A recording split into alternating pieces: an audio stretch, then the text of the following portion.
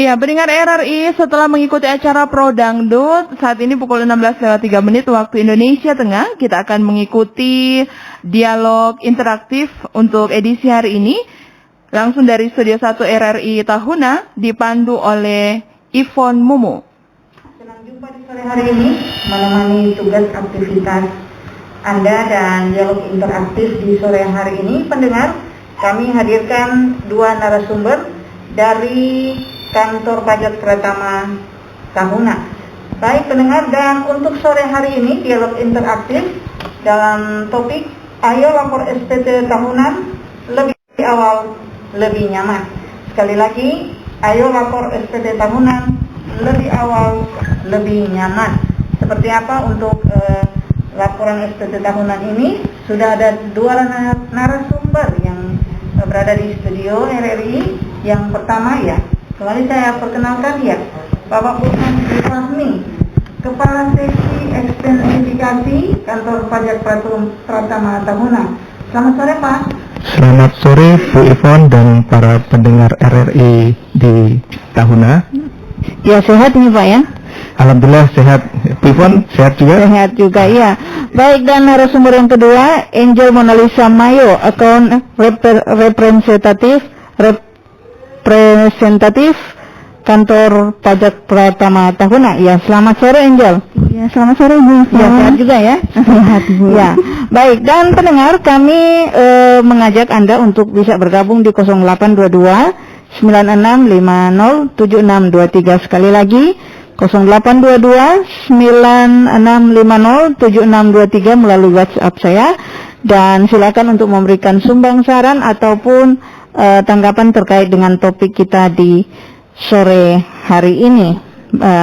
Baik pendengar, ya, kita ya untuk pembayaran pajak ini bagian dari bagaimana untuk menunjang program pemerintah untuk pembangunan di semua sektor ya, di seluruh tanah air.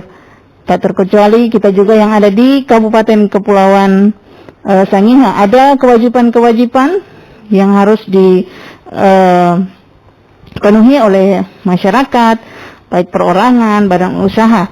Baik Pak Burhan, ya, saya pertama ke Pak Burhan ini, seperti apa sebetulnya SPT ini, apa biar masyarakat lebih paham, lebih mengetahui untuk surat pemberitahuan ini. Silakan Pak Burhan. Ya, terima kasih Bu Ivon dan para pendengar RRI sekalian. Sebagaimana diketahui bahwa ya, Indonesia sejak tahun 1983 itu menganut sistem namanya self assessment ya. Self assessment itu wajib pajak diberikan kekuasaan atau kewenangan untuk menghitung, memperhitungkan, membayar dan melaporkan pajak yang terutang. Nah, oleh karena itu memang wajib pajak mempunyai kewenangan yang penuh, mempunyai kewenangan untuk melakukan kewajiban perpajakannya. Ya, oleh karena itu dan sarana untuk melaporkan adalah melalui SPT tahunan atau surat pemberitahuan tahunan. Ya, mungkin itu sedikit yang dari awal bisa kita jelaskan Bu Ivon. Iya, baik, saya ke Angel ya. Ya, Angel, kalau untuk SPT ini tentu ada fungsi-fungsinya ya. Seperti apa fungsi SPT sehingga lebih memudahkan masyarakat untuk melakukan pemberitahuan. Silakan Angel.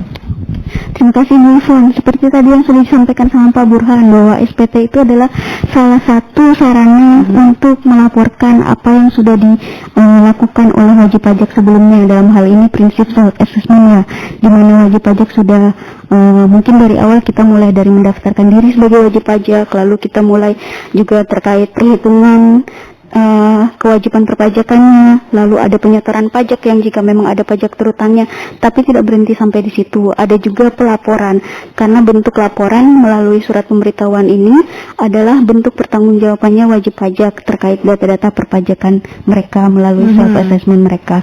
Selain itu, SPT tahunan juga berfungsi sebagai pengawasan kami dari kantor pelayanan pajak Pratama Tahuna, apakah mereka sudah sesuai dalam melakukan self-assessment itu sendiri. Seperti itu, Bu. Iya, Pak Burhan, menarik kalau misalnya ini SPT tahunan fungsinya sebagai sarana bagi wajib pajak untuk melaporkan dan mempertanggungjawabkan penghitungan jumlah pajak. Iya. Sebenarnya kalau menghitung jumlah pelaporan atau jumlah pajak yang harus dibayarkan ini untuk memudahkan wajib pajak, apa langsung ditagih sebesar ini tidak dihitung lagi oleh wajib pajak. Kadang-kala kan wajib pajak itu tidak tahu seberapa besar yang harus dibayarkan untuk kewajiban ini. Ya, pertanyaan yang bagus, Bu Ivon. Jadi buat para pendengar RRI juga bahwa wajib pajak yang berada di bawah kewenangan kita atau di bawah pengawasan kita memang kan masih lebih banyak adalah wajib pajak karyawan atau ya mungkin di sini banyak juga teman-teman ASN atau PNS, Bu. Ya, jadi ASN yang mendominasi ya. Mendominasi masih ASN. Dan itu kalau untuk ASN atau karyawan memang penghitungan pajaknya sudah dilakukan di tiap bulan oleh para bendahara. Jadi untuk penghitungannya memang sudah dilakukan pemotongan.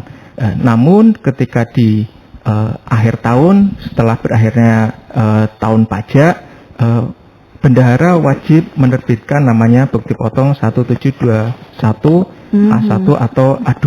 Ada kodenya ya? Ada kodenya. Nah, bukti potong itulah yang nanti jadi sarana untuk pelaporan para karyawan atau ASN. Jadi para karyawan atau ASN ya sebenarnya tidak perlu susah-susah untuk menghitung karena sudah sudah dihitung oleh bendahara, ya tentunya sudah melalui sistem ya, Bu ya. Nah, kemudian untuk yang lainnya, contoh misalkan ada para pendengar RRI yang menjadi pengusaha gitu, Bu ya. Pengusaha atau mungkin di situ ada juga pekerjaan bebas. Pekerjaan bebas itu seperti ya dokter, notaris, akuntan. Itu wajib pajaknya per tahun ya dibayarkan? Ya, jadi untuk pelaporan memang setahun, Bu ya. Tapi untuk wajib pajak yang sifatnya memang punya pengusaha atau pekerjaan bebas, memang ada perhitungan pajak tiap bulannya, Bu. Ya, atau di situ juga dibayarkan triwulan atau tiap bulan untuk tiap bulan, Bu.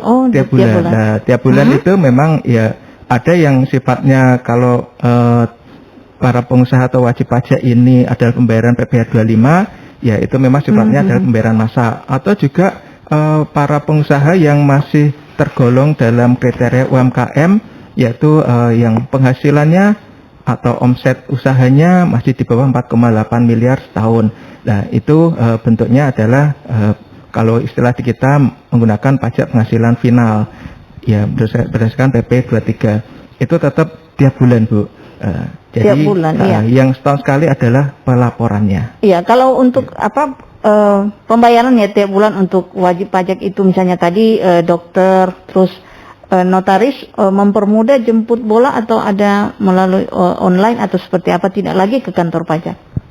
Ya, jadi untuk yang para ya masuk kriteria-kriteria ini, Bu, sebenarnya ketika ada melakukan pembayaran, jadi para wajib pajak akan menghitung sendiri dulu, Bu ya, menghitung sendiri. Tapi kalau misalnya ada kesulitan, kami di kantor pajak ya selalu terbuka untuk sarana konsultasi. Nah, setelah itu wajib pajak nanti melakukan pembayaran tentunya dengan melalui kode billing terlebih dahulu. Nah, ketika sudah melakukan pembayaran itu sudah menjadi sarana pelaporan di kita. untuk tiap bulannya Bu ya. Iya. Tapi untuk tahunnya, tiap tahunnya, nah inilah yang memang wajib untuk pelaporan. Itu pun juga ya kami selalu menyarankan ya menggunakan media online atau namanya e-filing. Iya, baik, saya ke Angel. Ini kan ada penghasilan yang merupakan objek pajak, terus atau bukan objek pajak, harta dan kewajiban.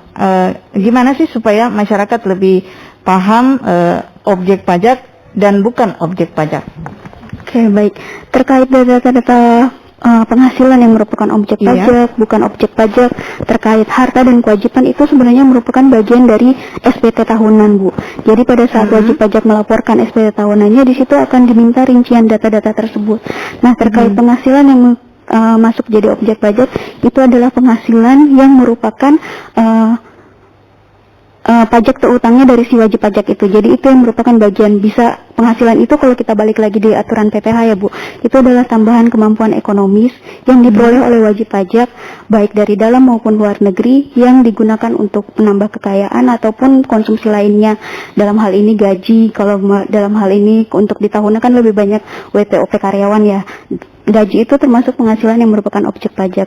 Sedangkan yang data terkait penghasilan yang bukan objek pajak itu bisa dari bantuan atau sumbangan atau hibah atau bisa saja beasiswa atau bisa juga warisan. Itu detail-detailnya ada semua dalam SPT tahunan si orang pribadi tersebut, dalam hal ini untuk SPT tahunan PPh-OP ya Bu ya. Lalu terkait harta dan kewajiban itu kenapa menjadi kewajiban? Karena wajib juga untuk diisi dalam SPT maksud saya, karena itu menjadi penimbangan kami apakah memang benar penghasilan yang mereka laporkan dengan nilai harta yang mereka juga cantumkan dalam SPT tahunan maupun kewajibannya apakah balance, seperti itu Bu. Iya, itu bisa jadi ya. salah satu trigger kami dalam pengawasan seperti itu. Iya, saya ke Pak Burhan. Ya, menarik kita bicara tentang pajak. Kalau misalnya perorangan, kalau kayak tadi dokter, misalnya pengacara, terus notaris ya, kan penghasilan mereka kan tiap bulan berbeda. Terus bagaimana untuk pembayaran pajak sesuai dengan penghasilan itu? Apakah berdasarkan penyetoran bulan pertama, kedua dan seterusnya? Iya, ya terima kasih Bu Ivon. Jadi di kita memang ada beberapa yang wajib pajak kita klasifikasikan ada perbedaan-perbedaan perlakuan Bu. Iya. Jadi memang semua tidak bisa diberlakukan sama. Contoh kalau misalkan saya tadi jelaskan wajib pajak orang pribadi atau perusahaan yang tergolong namanya UMKM Bu ya, UMKM. Iya. Jadi itu tergantung dari omset yang diterima tiap bulan. Iya, untuk Ya. mengetahui omset itu seperti apa? Apakah ada nota-nota penerimaan atau kejujuran dari penerima? Betul Bu. Ini kembali lagi Iya. yang saya jelaskan di awal tadi namanya sistem atau prinsip self-assessment. Jadi Iya. memang wajib pajak diberikan kewenangan untuk menghitung, memperhitungkan, sendiri ya. melaporkan dan membayar pajaknya. Jadi kita dari kantor pajak memang untuk tahap pertama atau step pertama ya memang menerima pelaporan apapun laporan dari wajib pajak. Oh iya. Nah, baru kemudian ya kita melakukan namanya pengawasan, ada namanya pemeriksaan dan sebagainya. Ya, Jadi, survei ke lapangan juga ya? survei ke lapangan juga Bu. Oh, Ya tentu Bu ya. Ini ada berapa petugas yang survei ke lapangan dan di lokasi, apa bisa menjangkau untuk Kabupaten Sangihe secara keseluruhan karena cukup banyak? Iya, ya, jadi memang kalau ya personel di kita mungkin sekitar ada 60-an Bu ya, 60-an pegawai. Termasuk yang di Sitaro? Termasuk di Talaut Bu ya. Di Talaut. Di Talaut ya. Di Talaut Talaut ya? itu ada sekitar 6 pegawai di sana. Ya kalau dihitung antara jumlah personel dengan wilayah, cakupan luas wilayah, ya tentunya masih kurang banyak Bu ya. Masih kurang banyak. Tapi di kita kan ada namanya skala prioritas Bu ya. Oke. Skala prioritas. Skala prioritas ya. Jadi tentunya kalau menurut analisa kita memang wajib pajak tersebut patuh, ya kita tentunya itu tidak jadi prioritas dulu Bu. Jadi yang kita prioritaskan adalah yang kriteria-kriteria selain patuh ya. Berarti kriteria yang belum patuh ya? Iya, betul. Ya, Bu. upaya yang dilakukan dari kantor pajak Pratama Tahunan untuk meningkatkan kepatuhan dulu ini. Ya. Kepatuhan pembayaran pajak, tidak peduli berapa yang harus dia bayar, tetapi kepatuhan. Apakah ada pendekatan di wilayah, misalnya wilayah kecamatan kerjasama sampai di wilayah kelurahan, sehingga kepatuhan itu meningkat? Ya. Kalau untuk peningkatan kepatuhan, memang kami selalu melakukan namanya edukasi atau penyuluhan, Bu ya. Itu yang pertama, karena itu sarana awal kita untuk meningkatkan kepatuhan wajib pajak. Oke, edukasi dan penyuluhan. Iya, ya. Kalau sekarang kita menghadapi pandemi COVID-19, seperti apa yang dilakukan? Edukasinya bagi masyarakat, kan tidak kumpul-kumpul banyak orang lagi. Apakah hanya lewat WA atau seperti apa yang dilakukan? Iya. Jadi untuk kegiatan penyuluhan, Bu, kami yang pertama tentunya penyuluhan secara daring itu yang memang diperintahkan dari kantor pusat kita, Direktorat Jenderal Pajak, itu yang utama karena menghadapi pandemi seperti ini. Jadi kita yang utama melakukan daring, ada juga kita live Facebook atau juga melakukan live dari Instagram gitu, dari medsos kami, media sosial kami. Gunakan media sosial ya. Tetap menggunakan media sosial. Kemudian juga yang kedua, kami juga tentunya ya memasang ya spanduk, baliho dan sebagainya di tempat-tempat strategis, Bu. Kemudian juga kami juga ya tentunya melakukan pendekatan ke ya teman-teman mungkin pengusaha atau juga asosiasi-asosiasi, Bu. Iya, melakukan pendekatan. Baik, ya saya ke Angel. Ini pendekatan yang dilakukan juga sosialisasi melalui baliho-baliho atau mungkin stiker atau apa. Ya, dulunya ada pojok pajak ya. Saya tahu dulu ada di tempat-tempat strategis. Sekarang bagaimana untuk meningkatkan kesadaran wajib pajak untuk fungsi pojok pajak? Apakah masih ada sampai sekarang? Untuk fungsi pojok pajak ya, kalau sekarang dalam rangka SPT tahun, biasanya pojok pajak itu dibuka mendekati SPT tahun PPh orang pribadi. Tapi karena pandemi sudah 2 tahun belakangan ini, pojok pajak di tahunan mungkin bisa dijelaskan sama Pak Burhan karena gimana Pak Burhan? Ya, saya tahu di beberapa tempat strategis pernah ada itu waktu saya ada. Ada pojok pajak, ini gampang ya, mudah. Tapi bagaimana fungsinya sekarang? Betul, Bu. Jadi untuk pojok pajak kami sementara ini memang baru buka untuk wilayah Siota Guladang Biaro, Bu ya. Jadi untuk di wilayah Sangihe ini memang kami belum ada rencana untuk membuka mungkin istilahnya layanan di luar kantor, Bu ya. Jadi sementara ini memang kami diinstruksikan untuk tetap di kantor, tapi untuk media sosialisasinya itu yang kita coba masif, Bu ya.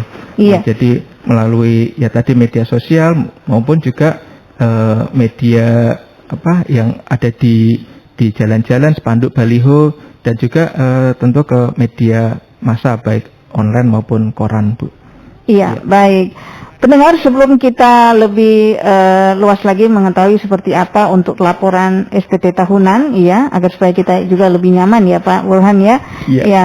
Baik pendengar, kita dengarkan yang berikut ini dan sebentar nanti ada yang sumbang saran atau masukan, silakan di 0822 9650 7623. Pendengar, kita ikuti yang satu ini. 105,4 FM Pro 1 RRI Tahunan. Ya, baik pendengar, kita lanjut lagi dengan kantor pajak Pratama Tahunan. Ayo lapor SPT tahunan lebih awal, lebih nyaman. Ya, saya ke Angel ya. Ini Angel, kalau untuk formulir ya SPT tahunan ada berapa jenis? Silakan Angel untuk berikan penjelasan kepada masyarakat supaya mengerti jenis-jenis formulir SPT tahunan. Oke, baik, terima kasih Bu Ivon. Untuk pendengar RRI di tahunan, untuk wajib SPT tahunan PPh itu ada 4 ya, mungkin 4 besarnya. Cuman kita bagi dulu, wajib pajak itu ada wajib pajak orang pribadi dan juga ada wajib pajak badan. Untuk wajib pajak orang pribadi tersendiri itu punya 3 jenis formulir. Itu beda satu, lagi ya, betul, seperti tidak itu, sama ada dengan 3. Itu berdasarkan klasifikasi hasil usaha mereka dari bersumber dari penghasilan mereka. Jadi yang pertama untuk SPT tahunan PPHOP itu adalah 1770 SS atau sangat sederhana. Itu bagi wajib pajak orang pribadi yang mendapatkan penghasilan dari satu pemberi kerja dengan jumlah penghasilan masih di bawah 60 juta. Ini per bulan ya? SPT tahunan, Pak. Oh ya. Maaf, untuk penghasilannya setahun. Setahun ya? Oh ya. Karena namanya ini untuk SPT tahunan adalah penghasilan setahun. Jadi yang kami jadikan contoh catatan. itu 60 juta itu dihitung setahun ya? Betul. Oh ya. Tapi dari satu pemberi kerja saja. Oh ya. Itu untuk yang jenis formulir yang pertama 1770S, sedangkan untuk 1770S atau 1770 sederhana itu untuk wajib pajak orang pribadi dengan penghasilan bisa dari satu atau lebih pemberi kerja dengan penghasilan jumlahnya di atas dari 60 juta. Seperti itu, Bu. Jadi kalau yang SS tadi itu hanya dari satu pemberi kerja dengan jumlah penghasilan setahunnya kurang dari 60 juta, sedangkan 1770S-nya adalah penghasilan WPOP-nya itu bisa bersumber dari satu atau lebih pemberi kerja dengan jumlah penghasilan lebih dari 60 juta. Lalu ada satu lagi untuk orang pribadi adalah 1770. 1770 itu untuk wajib pajak orang pribadi yang sumber penghasilannya bisa dari pemberi kerja, bisa juga dari penghasilan atas pekerjaan bebasnya mereka seperti yang tadi Pak Burhan bilang, bisa dari dokter, akuntan, atau mereka wajib pajak orang pribadi yang melakukan pekerjaan atau penghasilan sendiri atau usahawan yang bernilai UMKM, Bu. Seperti itu. Jadi untuk PPh orang pribadi ada 3, sedangkan untuk SPT tahunan untuk PPh wajib pajak badan itu hanya 1, dia formulirnya 1771. Hanya satu kalau badan ya? Ya betul, seperti itu. Hanya 1770 atau orang pribadi saja yang ada 3 jenis formulir, Bu, yang seperti tadi sudah saya sampaikan. Oh iya. Ya Pak Burhan, berarti untuk ketiga jenis formulir ini yang berbeda juga untuk klasifikasi penghasilannya. Iya, nantinya kalau misalnya di bulan ini triwulan pertama misalnya jenis 1770 ya istilahnya ya. 1770 SS. Terus kemudian usahanya meningkat. Ya, bisa kan formulirnya juga berbeda. Misalnya 1712 A1. Bagaimana untuk melakukan perubahan dari formulir yang satu ke formulir yang lainnya seiring dengan perbedaan penghasilan, atau ada peningkatan atau bisa juga ada penurunan karena ada berbagai hal. Ya, gimana ini Pak Burhan? Ya, terima kasih Bu Ivon. Jadi SPT itu adalah kewajiban yang sifatnya adalah setahun sekali, Bu ya. Ini adalah SPT tahunan. Jadi yang tadi Mbak Angel sampaikan atau jelaskan itu adalah untuk SPT tahunan. Jadi buat para wajib pajak lihatnya adalah posisi di akhir tahun pajak. Jadi jadi di tanggal 31 Desember. Jadi penghasilan secara setahun ini dia jumlahnya berapa, berasal dari mana. Nah, itu nanti baru bisa mengklasifikasikannya masuk ke yang S atau SS atau yang kosong 1770 gitu. Jadi yang polos itu ya. Ya, jadi lihatnya adalah ketika di akhir tahun. Tapi Bu, kalau karena di wilayah Sangihe ini didominasi oleh ASN atau karyawan, ya pilihannya memang kebanyakan ya hanya 2, yang S atau SS. Jadi kalau yang setahun penghasilannya di bawah 60 juta pakai yang SS, sangat sederhana. Kenapa namanya sederhana dan sangat sederhana? Memang jumlah formulirnya itu juga lebih sedikit, Bu, daripada yang 1770 yang polos. Jadi memang ada penyederhanaan, Bu. Iya. SS memang hanya cukup 1 lembar saja sebenarnya, hanya 1 halaman saja. Ya itu. Oh. Jadi, iya, dipermudah ya? Iya, dipermudah. Betul. Iya. Baik, ini kan kalau untuk memperjelas lagi SPT tahunan ini bagaimana untuk ada dokumen-dokumen pendukung ya dokumen administrasi yang lengkap ya untuk sebelum lapor SPT tahunan. Apa saja yang harus dimiliki wajib pajak supaya memang sudah memiliki dokumen yang lengkap baru melakukan pelaporan? Ya, terima kasih Bu Ivon. Jadi untuk dokumen yang menjadi lampiran atau pelengkap dari pelaporan SPT tahunan ini, ada yang pertama namanya formulir atau bukti potong yang tadi saya sampaikan. Bukti potong ini diterbitkan atau yang mengeluarkan para bendahara. Jadi ada yang kodenya 1721A1 itu untuk yang non ASN TNI Polri. Kemudian juga ada juga yang kodenya A2, ini adalah untuk PNS atau ASN TNI dan Polri. Ya, kemudian tak lupa, jadi karena ini kita sangat menyarankan untuk melaporkan secara e-filing, ya ini yang sering jadi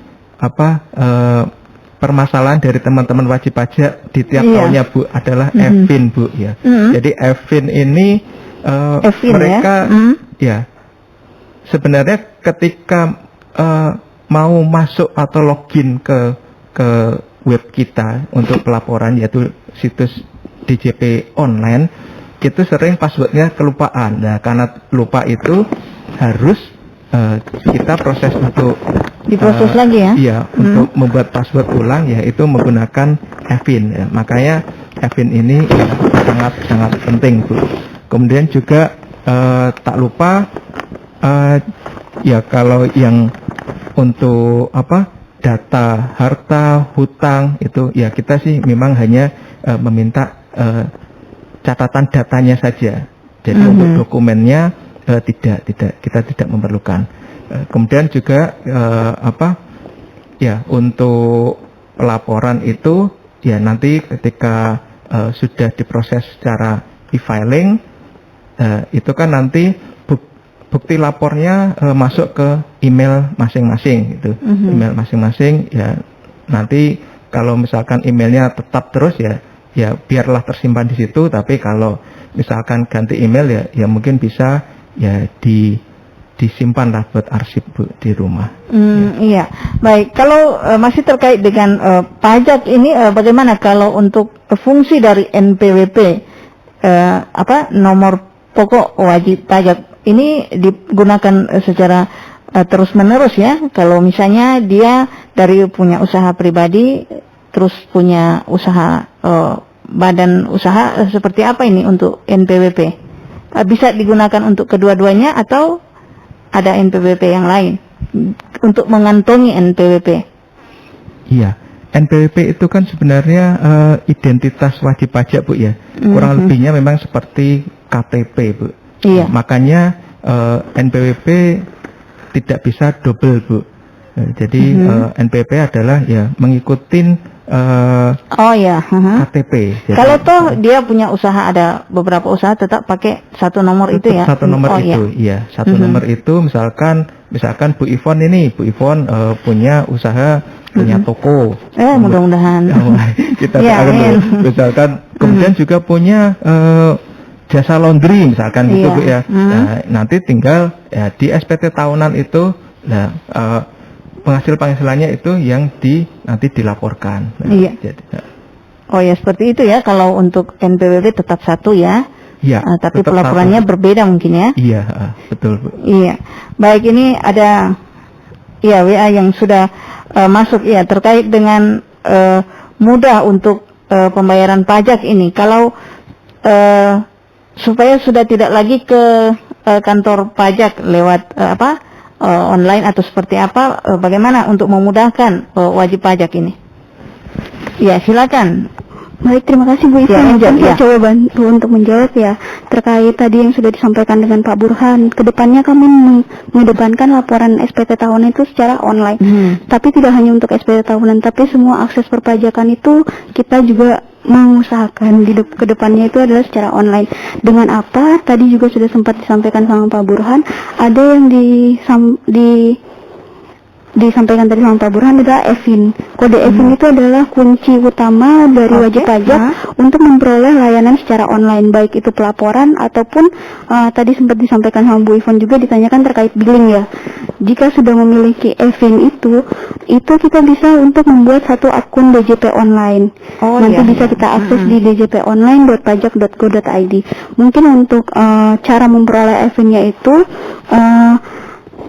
untuk wajib pajak orang pribadi ya, yang diperlukan itu hanyalah terkait mengisi formulir aktivasi EVIN dan juga melampirkan fotokopi KTP, dan data-data tersebut bisa disampaikan langsung kepada kantor pajak Pratama Tahuna ataupun bisa juga melalui layanan konsultasi EVIN. Nanti jika semuanya sudah disampaikan secara lengkap, formulir aktivasi EVIN sama fotokopi KTP tersebut, itu akan diperoleh nomor EVIN tersebut dari kami. Kami akan menerbitkan nomor EVIN buat wajib pajak tersebut.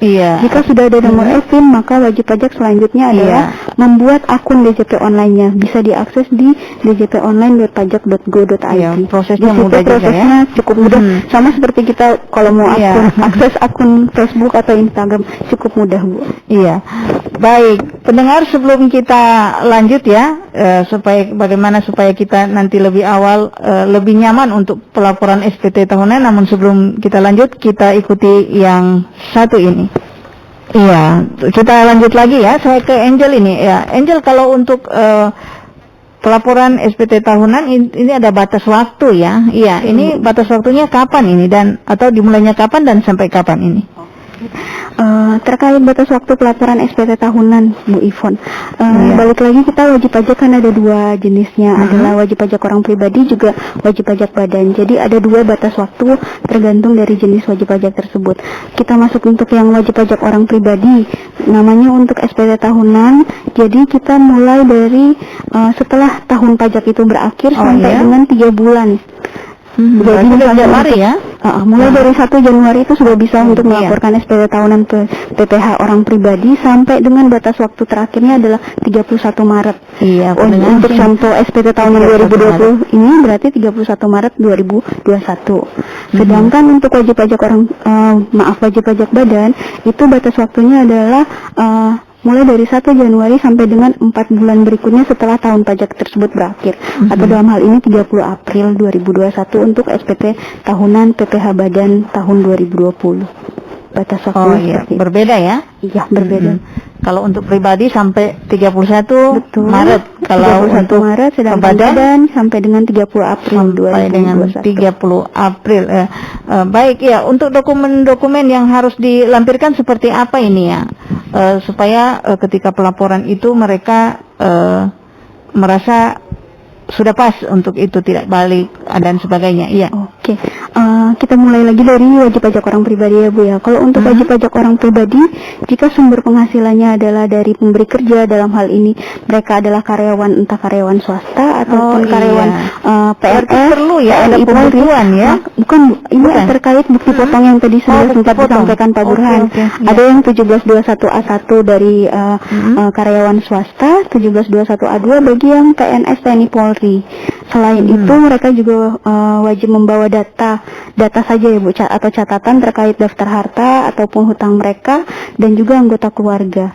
Dan kalau untuk wajib pajak orang pribadi yang memiliki penghasilan di luar dari pemberi kerja atau bukan karyawan, bisa dari dia berpraktek sebagai dokter ataupun ada usaha terkait UMKM, itu mereka harus membawa catatan penghasilannya beserta daftar penyetoran PPH pasal 25 ataupun PPH final mereka dalam jangka waktu tahun yang akan dilaporkan, dalam hal ini Januari sampai dengan Desember, Bu.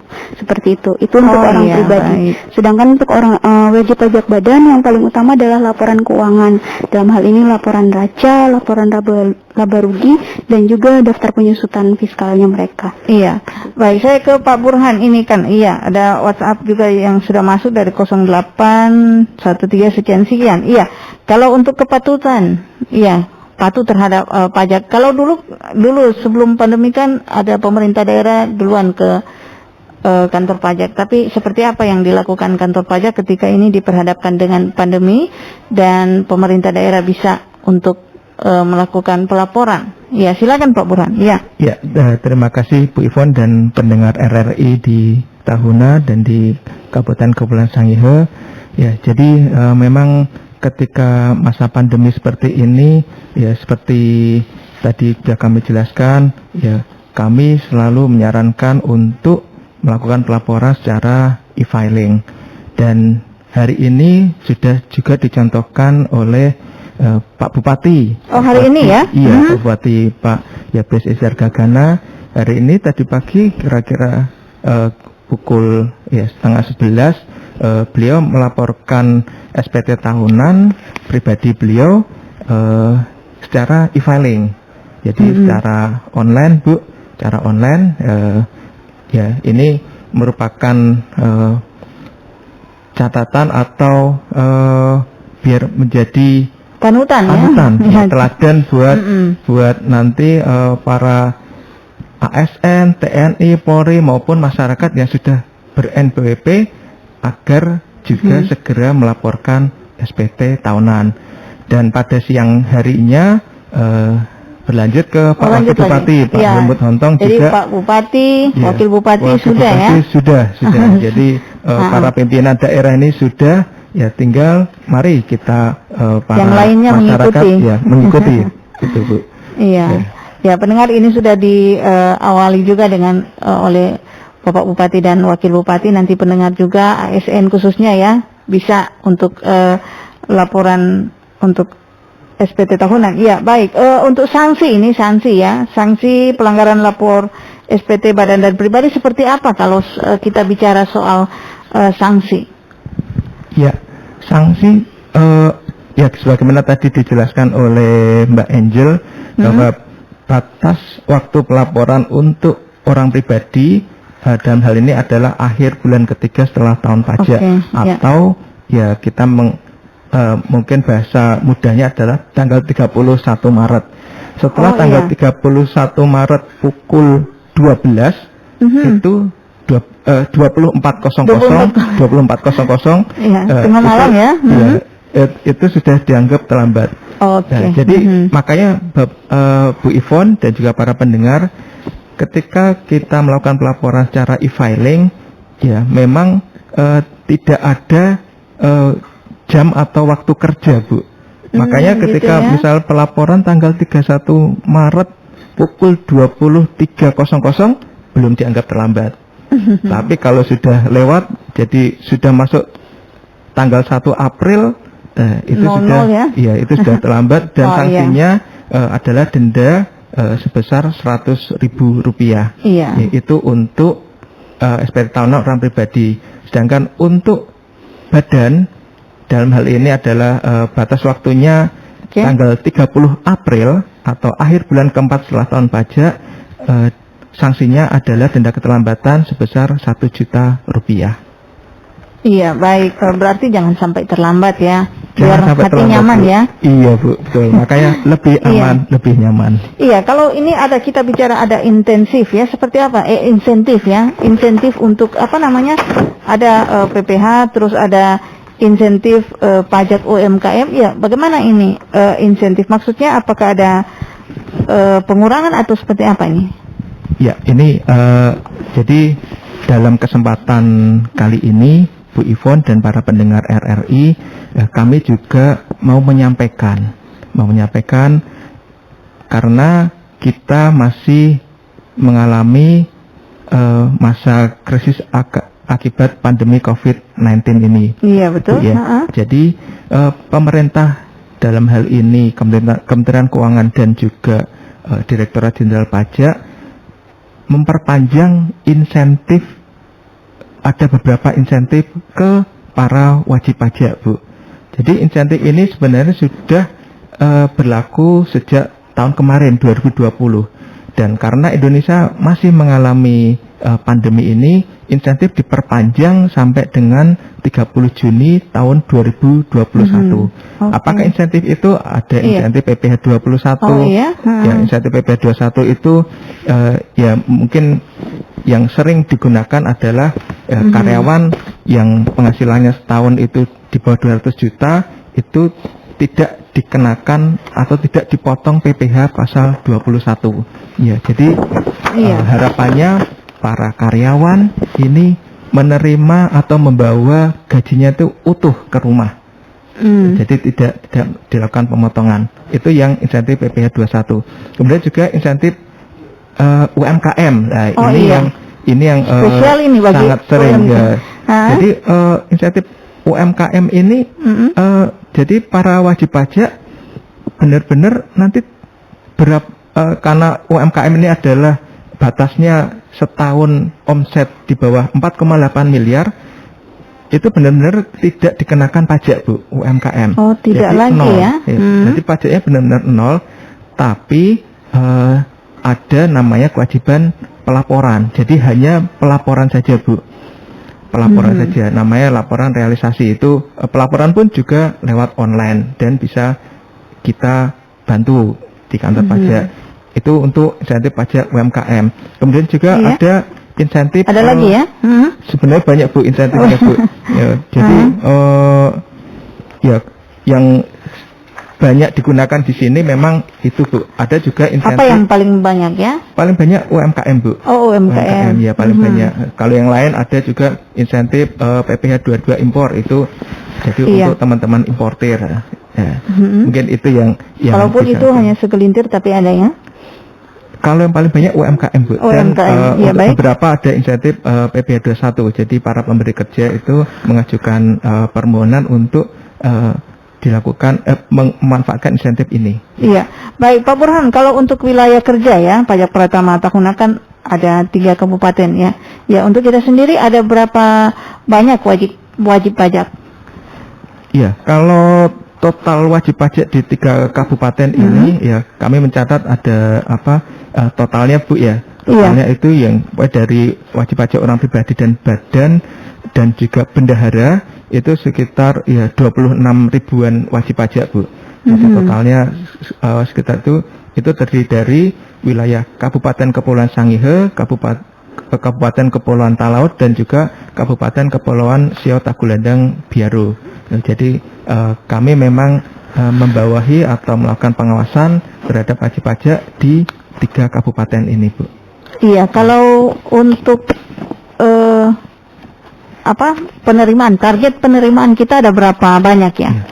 Target tahun ini, Bu, tahun ini kami diberikan amanah, diberikan kepercayaan untuk memungut atau mengumpulkan pajak dari para wajib pajak, Bu. Iya. Itu di tahun 2021 ini sebesar 161,8 miliar rupiah. 161,8 miliar. Ya.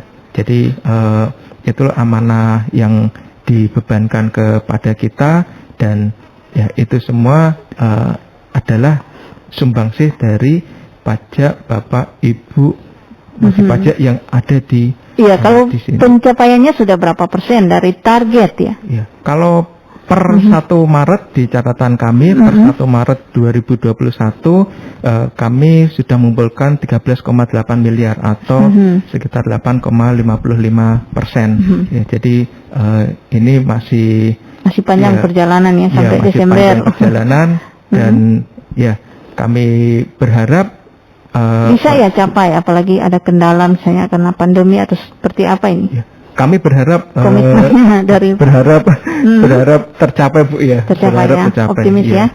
Harus optimis, Bu. Iya. Harus optimis. Iya. Baik Pak Burhan dan juga Angel, ini kita sudah di penghujung. Silakan closing statement ya, Pak Burhan. Ya. Ya, terima kasih Bu Ivon dan para pendengar RRI di Tahuna dan di Kabupaten Kepulauan Sangihe.